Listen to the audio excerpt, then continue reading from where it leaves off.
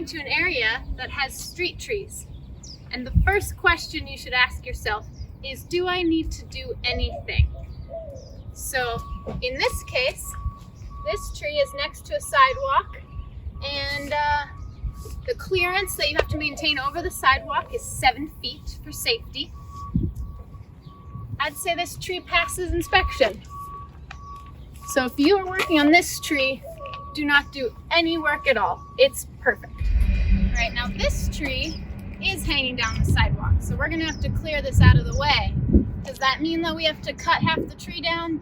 No, it just means we have to clear these branches to 7 feet. So what you're gonna do is you're gonna look for the nearest adjacent branch that's growing in a better direction and out of the way. So as you can see, with a very minimal amount of pruning, we're back to our 7-foot clearance. Here we have an example of a tree that's growing over a roadway, and the street side clearance requirements for trees is 15 feet.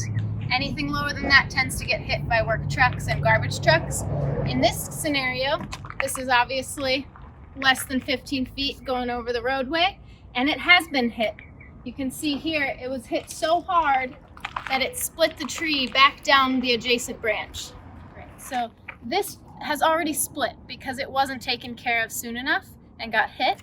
So we're actually going to follow the split back to where it's not broken, and we're going to cut it there. Now you should have already learned about your 3-cut method.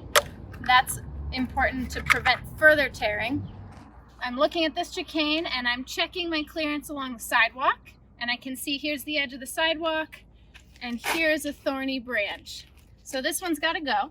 And remember that we don't want to do any stub cuts, so we're going to find where this branch is branching from.